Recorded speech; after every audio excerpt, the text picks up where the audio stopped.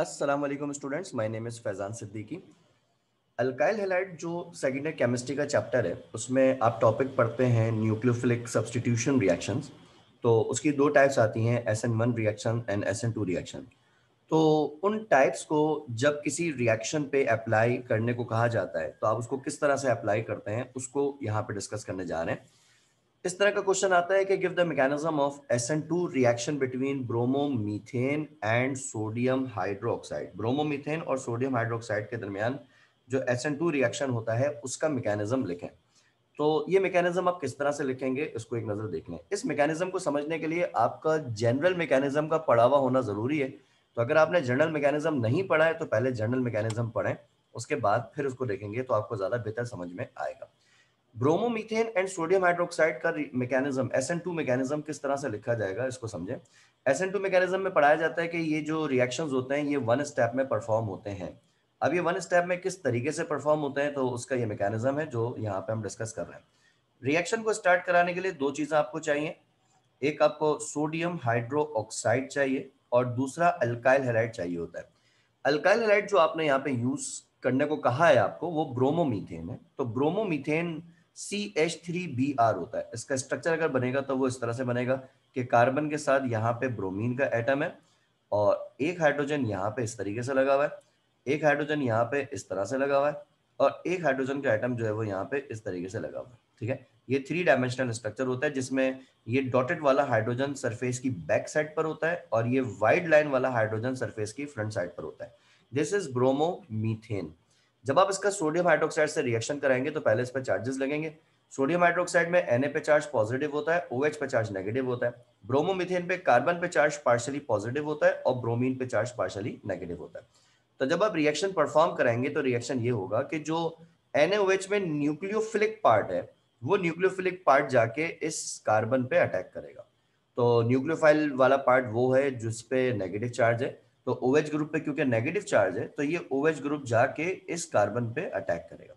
जब ये कार्बन पे जाके अटैक करेगा तो वहां पे बीच में आएगी ट्रांजिशन स्टेट। ठीक है जी, तो वो ट्रांजिशन स्टेट हम यहाँ पे दिखाएंगे जिसमें बॉन्ड्स की breaking and formation dotted lines में शो की जाती है।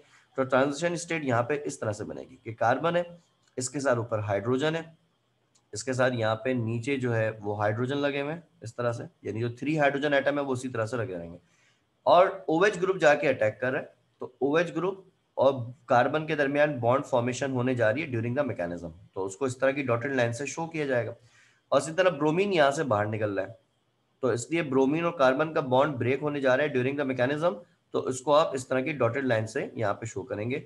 तो ये आपके पास बीच में ट्रांजिशन स्टेट इस तरह से लिखी जाएगी। ट्रांजिशन स्टेट में वो बॉन्ड जो डॉटेड लाइन से बने हुए होते हैं वो ड्यूरिंग द मैकेनिज्म या तो फॉर्म हो रहे होते हैं या फिर वो बॉन्ड्स ब्रेक हो रहे होते हैं, ये इस तरह से होगा।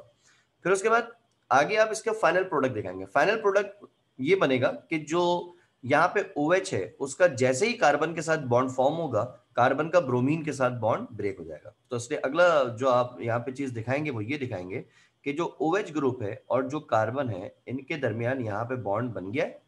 कार्बन के साथ जो 3 हाइड्रोजन के एटम्स हैं, वो 3 हाइड्रोजन के एटम्स जो है वो इसी तरह से शो किए जाएंगे, उनके बॉन्ड्स वगैरह की प्रेजेंटेशन उसी तरह से रहेगी। और जो ब्रोमीन यहां से निकल जाएगा, ये ब्रोमीन जो अटैकिंग सोडियम था, NaOH के अंदर जो सोडियम था उसके साथ इसको एडजस्ट किया जाएगा, उसके साथ इसको कंबाइन किया जाएगा। तो ये सोडियम और ये Br जब कंबाइन होगा तो कंबाइन होने के बाद ये यहाँ पे NaBr बना देगा, सोडियम ब्रोमाइड बना देगा, आपको ये प्रोडक्ट मिलेगी। अच्छा, इस प्रोडक्ट के हवाले से ये चीज आप ध्यान में रखिएगा कि अगर हम रेफरेंस लाइन यहाँ पे ड्रॉ करते हैं फॉर एग्जांपल इस तरह की, और इसी तरह की रेफरेंस लाइन हम यहाँ पे ड्रॉ करते हैं यहाँ पे इस तरह की, तो अगर आप इस लाइन के हिसाब से देखें तो ये हाइड्रोजन, ये हाइड्रोजन और ये हाइड्रोजन इस लाइन की लेफ्ट साइड पर है, और प्रोडक्ट में देखें तो यही 3 हाइड्रोजन जो है वो इस लाइन की राइट साइड पर है। तो यहाँ पे क्या है कि जो प्रोडक्ट की ज्योमेट्री है वो रिएक्टेंट की ज्योमेट्री से 180 डिग्री का चेंज रखती है।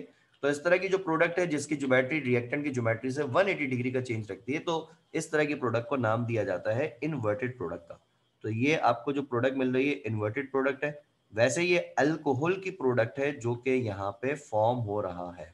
ठीक है, मिथेनॉल यहाँ पे फॉर्म हो रहा है। बीच में ये ट्रांजिशन स्टेट है, यानी विकैबुलरी जरूर लिखा करें, विकैबुलरी लिखना जो है वो जरूरी होता है तो बीच में आपने ट्रांजिशन स्टेट जो है वो यहाँ पे दिखाना है, और ये जो अल्काइल हैलाइड था जिसके ऊपर अटैक हो रहा है इसको सबस्ट्रेट लिखा जाता है, और NaOH में OH वाला पार्ट न्यूक्लियोफाइल है तो हम इसको पूरे को लिख देते हैं कि भाई अटैकिंग न्यूक्लियोफाइल वो यहाँ से आ रहा है। तो आपके पास ये SN2 का मैकेनिज्म है जो कि इन दो के दरमियान हो रहा है। पास पेपर में पूछा हुआ क्वेश्चन है, इसका आपको आइडिया होना चाहिए। ठीक है जी। इससे आगे नेक्स्ट क्वेश्चन यहाँ पर है कि give the mechanism of SN1 reaction between 2-chloro-2-methyl propane and sodium cyanide. 2-chloro-2-methyl propane and sodium cyanide के दरमियान SN1 रिएक्शन जो होता है उसका मैकेनिज्म जो है वो यहाँ पे पूछा जा रहा है। अच्छा, अब यहाँ पे SN1 मैकेनिज्म अगर आपने पढ़ा हो तो भाई SN1 रिएक्शन जो होते हैं वो 2 स्टेप्स में परफॉर्म होते हैं, तो इसलिए इसका भी जो मैकेनिज्म होगा वो यहाँ पे 2 स्टेप्स में परफॉर्म होगा। ठीक है। अच्छा, जो 2 स्टेप्स का मैकेनिज्म है उसमें जो स्टेप नंबर 1 होता है वो स्टेप नंबर 1 होता है फॉर्मेशन ऑफ कार्बोनियम आयन का। कार्बोनियम आयन या कार्बोकैटायन जिसे कहते हैं, तो स्टेप नंबर 1 में कार्बोनियम आयन की फॉर्मेशन होगी। अच्छा, कार्बोनियम आयन की फॉर्मेशन जो है वो किस तरीके से होती है उसको समझ लें। आपके पास जो अल्काइल हैलाइड यहाँ पे दिया हुआ है इन्होंने, तो ये अल्काइल हैलाइड आपको यहाँ पे दिया हुआ है 2-chloro-2-methyl-propane। ठीक है जी। तो इसका स्ट्रक्चर आप यहाँ पे बनाएंगे 3D स्ट्रक्चर। अब ये 3D स्ट्रक्चर इसका जो है वो इस तरीके से बनेगा कि 2-chloro-2-methyl-propane, ये स्ट्रक्चर है, ये कार्बन है, ये क्लोरीन है। ठीक है। इसके साथ यहाँ पे CH3 लगेगा, यहाँ पे CH3 लगेगा, और यहाँ पे CH3 लगेगा। ठीक है जी। अगर आप इसका IUPAC नेम अगर आपको लिखने आते हो तो इसको इसी तरह से IUPAC नेम लिखा जाएगा नंबरिंग करके कि 1 2 3 इस तरह से। तो 2 पे क्लोरो है, 2 पे मिथाइल है और उसके आगे प्रोपेन है, तो ये आपके पास 2-chloro-2-methyl-propane का स्ट्रक्चर है। ठीक है जी। अच्छा, अब आपने करना क्या है पहले स्टेप में कार्बोनियम आयन फॉर्म होगा। कार्बोनियम आयन फॉर्म करने का तरीका ये होता है कि भाई जो यहाँ पे कार्बन क्लोरीन के दरमियान बॉन्ड फॉर्म हुआ है, इस बॉन्ड की पहले स्टेप में हेट्रोलिसिस होती है, यानी ये बॉन्ड कार्बन वाली साइड से ब्रेक हो जाता है। अच्छा, जब ये रिएक्शन होगा तो आपने इसी तरह से उसको दिखा देना है कि भाई आपके पास ये रिवर्सिबल रिएक्शन है, स्लो रिएक्शन है, और कार्बन क्लोरीन के जो है वो हेट्रोलिसिस हो रही है, और हाइड्रोलिसिस के नतीजे में बॉन्ड जो है वो कार्बन वाली साइड से ब्रेक हो रहा है। अब जब बॉन्ड कार्बन वाली साइड से यहाँ पे ब्रेक होगा तो इसमें होगा क्या कि कार्बन का एटम जो है वो इलेक्ट्रॉन को लूज करेगा, ये कार्बन का एटम, और क्लोरीन का एटम उस इलेक्ट्रॉन को गेन करेगा। तो जब कार्बन इलेक्ट्रॉन लूज करेगा तो कार्बन पे पॉजिटिव चार्ज आ जाएगा, क्लोरीन जब इलेक्ट्रॉन को गेन करेगा तो क्लोरीन पे नेगेटिव चार्ज यहाँ पे आ जाएगा। तो ये इस तरीके से यहाँ पे बनेगा कि भाई कार्बन है, इलेक्ट्रॉन लूज करेगा, इलेक्ट्रॉन लूज करने के नतीजे में इस कार्बन के ऊपर पॉजिटिव चार्ज यहाँ पर आ जाएगा। ठीक है जी। तो ये इस पे पॉजिटिव चार्ज आ गया। अच्छा, और उसके अलावा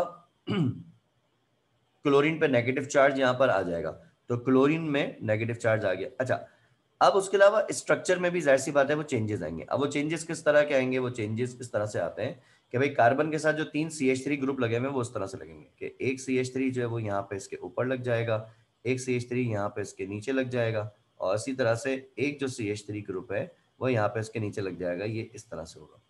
ये आपके पास जो है पहले स्टेप में कार्बोनियम आयन की फॉर्मेशन हो जाएगी। कार्बन पे पॉजिटिव चार्ज आ गया, तो पॉजिटिव चार्ज आने का मतलब है कि ये जो चीज मिल रही है इसको कार्बोनियम आयन का नाम दिया जाता है। तो फर्स्ट स्टेप में जो है आपको यहाँ पर कार्बोनियम आयन की फॉर्मेशन हो जाएगी जो कि अल्काइल हैलाइड की हाइड्रोलिसिस से हो रही है।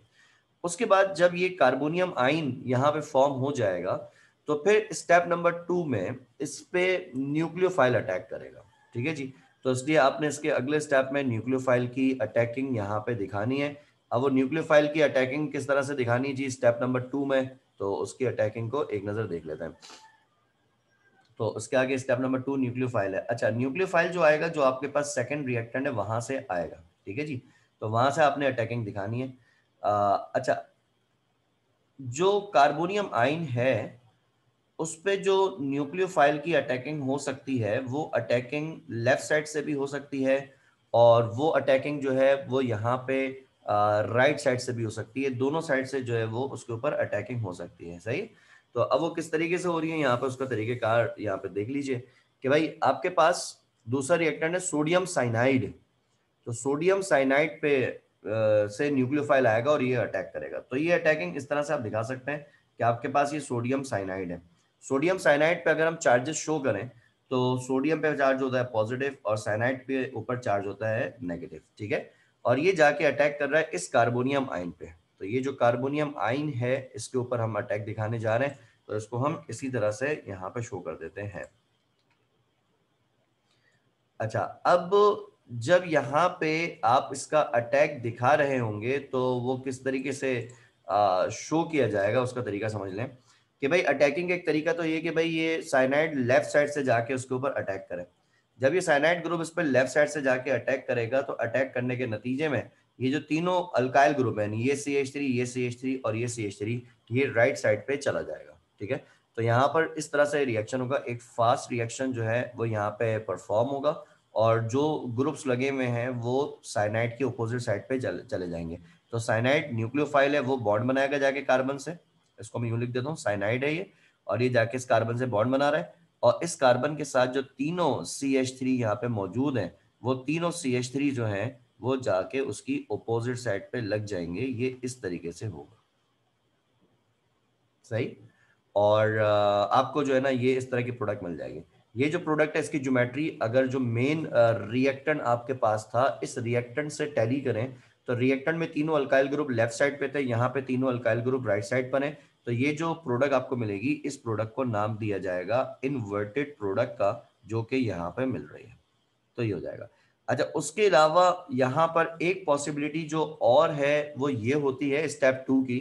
अगर आप दोनों पॉसिबिलिटी लिख लेंगे तो बहुत अच्छी बात है कि यही जो आपके पास कार्बोनियम आयन था, इस कार्बोनियम आयन पर जब न्यूक्लियोफाइल जाके अटैक करेगा, तो अभी हमने इसकी अटैकिंग लेफ्ट साइड से दिखाई है, ठीक है। आप चाहें तो उसकी अटैकिंग जो है वो राइट साइड से भी शो कर सकते हैं। तो वो इस तरह से किया जा सकता है, उसमें भी प्रोडक्ट उसी तरह की मिलेगी लेकिन ज्योमेट्रिकली जो है वो अपोजिट होगी।